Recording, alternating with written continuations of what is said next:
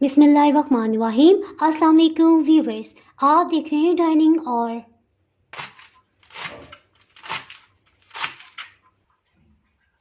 Finally इन्हें piece लेंगे।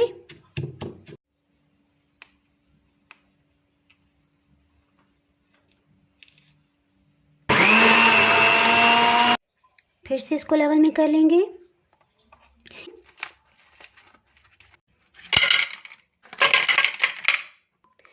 जी, आज मैं आपसे आम और पुदीने की बहुत ही जायकेदार चटनी की रेसिपी आपसे शेयर कर रही हूँ।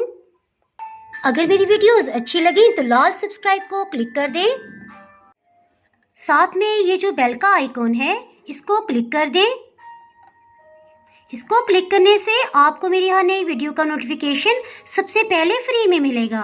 बिस्मिल्लाहिर्रहमानिर्रहीम की रेसिपी को स्टार्ट करते हैं। तकरीबन 55 ग्राम्स की ये एक गट्ठी है पुदीने की। पुदीने की टहनी सख्त होती है इसलिए इसके पत्ते अलग कर लेंगे।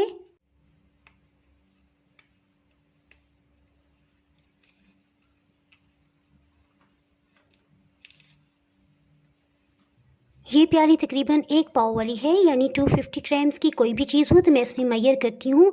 ये हल्के हाथ से ऊपर तक भर दी है, यानी इसको प्रेस नहीं किया।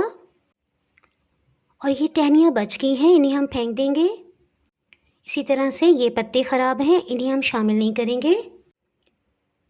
एक बड़े बाउल में पानी भर लिया है और इसे 2-3 पानियों में अच्छी तरह से धो लेंगे।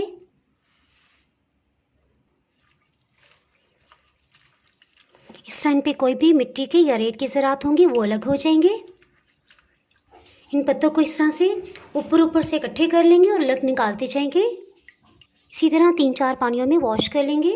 पुदीने को ब्लेंडिंग जग में डाल देंगे।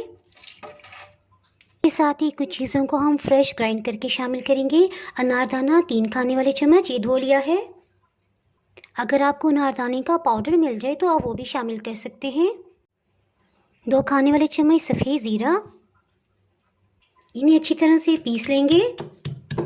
हो याद आया कि आम का अचार तो इसमें शामिल ही नहीं किया, वो भी इसमें शामिल करते हैं और फिर इकट्ठे ही इसे पीस लेंगे। आम के 3-4 पीसेस ले लेंगे, इसकी हड्डी को अलग कर देंगे। ये होममेड अचार है, इंशाल्लाह मैं जल्दी इसकी रेसिपी अपलोड कर दूंगी। इसकी इस तरह से छोटे छोटे पीसेस कर लेंगे। आम के अचार के पीसेस तकरीबन 3 टेबलस्पून बन गए हैं, इन्हें शामिल कर देंगे। अब फाइनली इन्हें पीस लेंगे। इसे भी शामिल कर देंगे। इसके साथ ही हरी मिर्चों को भी कटिंग कर लेते हैं। जी, मैं इसमें 13 बारीक वाली हरी मिर्च का इस्तेमाल कर रही हूँ। हरी मिर्च को भी शामिल कर देंगे। धनिया अगर 3 हिस्से हैं तो पुदीना हम सिर्फ 1 हिस्सा लेंगे, इससे चटनी में बहुत ही ज़बरदस्त जायका आएगा। जिसके साथ ही धनिया ले लिया है। ये एक गट्ठी 155 ग्राम्स की है, बड़ी वाली गट्ठी है। इसकी ये सख्त वाली टहनियाँ इन्हें कटिंग करके अलग कर लेंगे।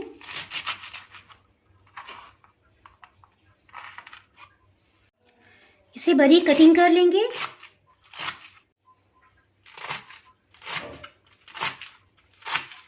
इस तरह से सब धनिए को कटिंग कर लिया है।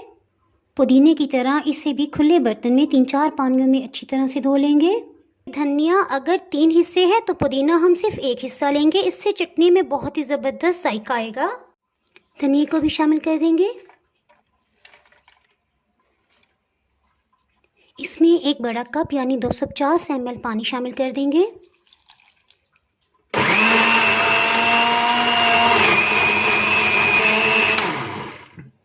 देखिए, हमने मेहनत कर ली है इसलिए ब्लेंडिंग जार को मेहनत नहीं करनी पड़ी। इसे फ्रीज़ करने के लिए आइस क्यूब मोल्ड ले लिया है।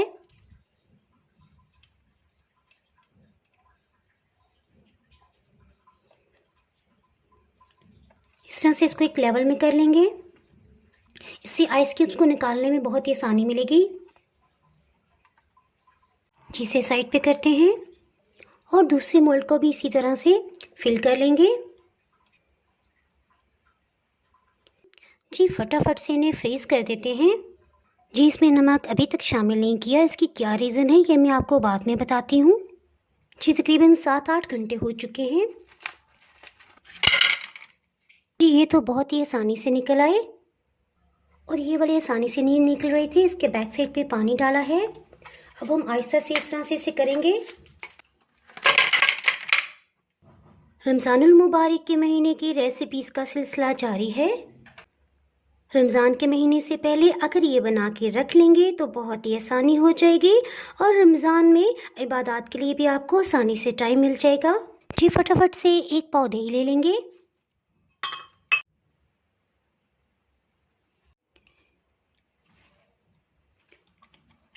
इसमें 2 ये फ्रोज़न क्यूब्स ले लेंगे और इन्हें दही में शामिल कर देंगे। जी स्टार्ट में मैंने आपसे ज़िक्र किया था कि इसमें मैं नमक शामिल नहीं करी, तो उसकी ये वजह है कि हम जितना भी दही लें, चाहे 1 पाव चाहे 1 किलो की मिकदार में, तो नमक हम उस हिसाब से डालेंगे। यानी नमक अगर हम इसमें डाल देंगे फिर उसमें भी डालेंगे तो इसमें कुछ लोग पज़ल हो जाते हैं कि इसमें नमक का तनासिब कितना हो, तो इसलिए मैंने इसमें नमक शामिल नहीं किया था। नमक इसमें शामिल कर देंगे आधी चाय की चम्मच। इसे मिक्स कर लेंगे।